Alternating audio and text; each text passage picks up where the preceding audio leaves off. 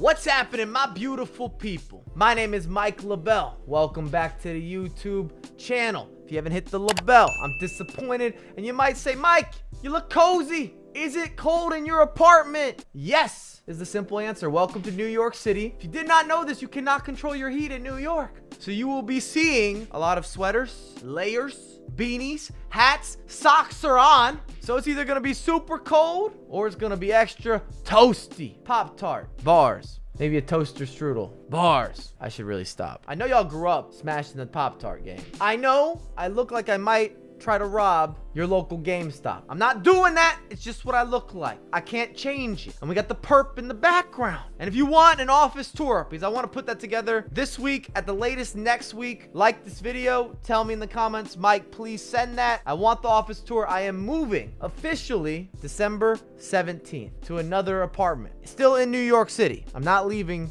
the city, but I like to be transparent and open with all of you. So this is our last hurrah if we're gonna put together that video, because I don't think my office will look very similar. The layout is a little bit different, and this is technically in my living room. Another New York City function. You rarely get a separate office space. Today's video, I want to focus on the best formation post-patch, at least in my opinion. What I find is going to be most useful to the masses. And I'm going to poll you. What formation or formations did you play in the past weekend league? Or are you currently using? I don't care if you're current gen or next gen. What's up, my beautiful people? You know we equal, man. It's dirty. Hurry, gather round. Don't you worry, hold it down. This one's going through the town. Pass it around one to the wall of it life like it's Fifa, and I only came to bow.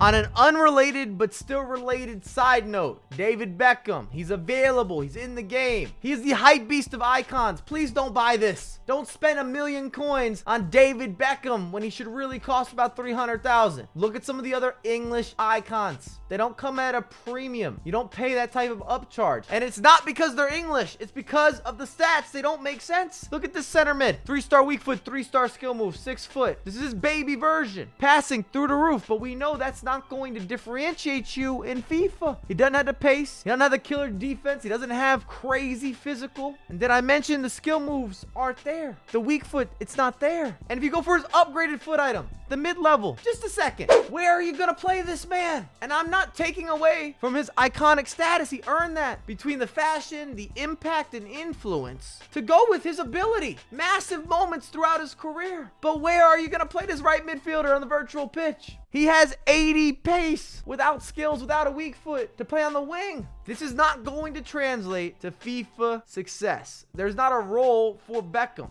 At least I don't think so. Very much so a specialist, even throughout his career. He's a unique player, gifted and talented. If you're looking for even a Pirlo-esque type of role, sitting deep, you're spraying it out. Or from the wings, where he has that projectile delivery, dime to dime. I could make a whole video dedicated to him being overpriced, but I love David Beckham. I just don't want you to get caught in this hype unless you are a content creator and you're making a video around him, or you're just that big of a fan or supporter throughout his career. Because I'm all on board with building squads that have sentimental value. I come from the old school golden era of foot, where squad building, hybrids, creativity, and unorthodox or unsung heroes was a reoccurring theme. I used to win Division 1, bronze team or a silver team. I didn't even need the golds. That's equivalent to me going into division rivals right now and putting on a clinic. Dr. Mike, stop watching Dr. Phil. I'll help you out with your FIFA relationship. We're going to revisit my squad, but we're not necessarily going over the individuals in this team. I want to talk more about formations. If you're picking up FIFA right here, right now, 4-4-2 second variation, there's a lot to love. These are the tactics that I used. Offensively, I also would not be mad if you wanted to go with a long ball. I found that that has been more successful in FIFA 21 than any previous year, just because of some of the through balls, some of those outlets, some of the positioning of the players. But the reason that this formation has been sent from the FIFA gods, it gives you the best of both worlds. You have some of the classic staples of a 4-2-3-1, but then you have two strikers and they can play off of each other, which is important for striker to striker through balls, 1-2s, generating space, crossing. I cannot stress that enough. If you're good with the whip cross, even the baseline crosses, you get one of those strikers in behind, you're flooding the box. This could look like a 4-2-4, or you could run men back and it starts shifting into a completely different type of formation. And I like the two holding mids because they sit a little deeper, but it allows you to play with more attacking based central midfielders instead of maybe going with the big body, the routine CDMs, the clunkers, the guys that take up space. Not necessarily as recommended. You see, I've used Paulinho and Oscar. A lot of you asked about Oscar in particular, saying, was he good enough to play in this type of role? And the answer is yes. I never noticed that he was lackluster, or that he was letting us down, or that he could not make an interception or a tackle. I was actually pleasantly surprised. And both Oscar and Paulinho high work rates. So they're going forward, they're tracking back, and that's also something to take into consideration. This formation also has a lot of width, but because you still have those two strikers, you have the ability to be very direct. If your opponent makes a mistake on a step, and this will help you beat opponents that you're much better than maybe opening up space in behind. You don't have to have as much build up. You don't have to conquer the bus driver. You can get up and go. 1-2, 1-2, and we're in behind. I know you're going to ask about instructions. Both fullbacks stay back while attacking, and something I've shifted that I actually found helpful from a positioning standpoint is conservative interceptions. And I'm not sure if this is going to stay for the long term for yours truly, or if this is a short term move. But have you ever noticed your fullbacks sometimes are very out of position? They're pushing way too far up the pitch, and they leave massive gaps. That was me. That was my story. And I had started seeing a little more of a trend with conservative interceptions and seeing if that was going to adjust or at least make it more reliable, more consistent with their positioning. And maybe because I went to next gen, that played a factor as well, but I felt as if conservative interceptions made it where both of my fullbacks the majority of the time weren't going to Shipley's Donuts in the morning, and they weren't distracted. They were positioned properly. Does it mean I'm never going to get beat down the wing? Of course not. But I'm not trying to open doors for the people that I'm going up against. This is not Santa Claus Mike, and definitely not Sunday, and I don't want to be festive towards you. Maybe just festive on stream.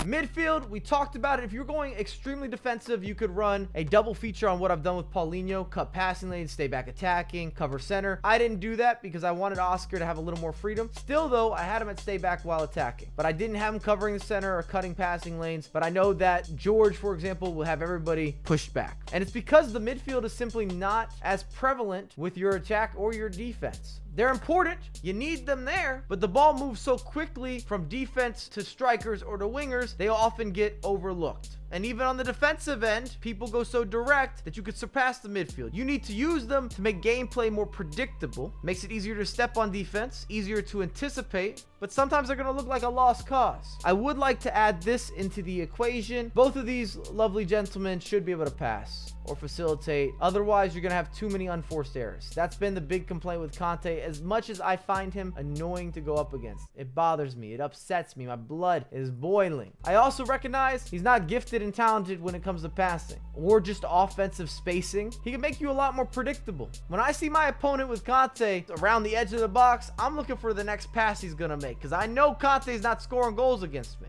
With the wingers or the outside midfielders, this is sometimes a preference discussion. I like to have one of them balanced across the board. No instructions, and the other usually coming back on defense. Sometimes I'll shift this though, but I'm not commonly going to have either of these players with stay forward unless you were chasing a game, and that's a way of putting more pressure on the fullbacks, or your opponent's fullbacks, I should say.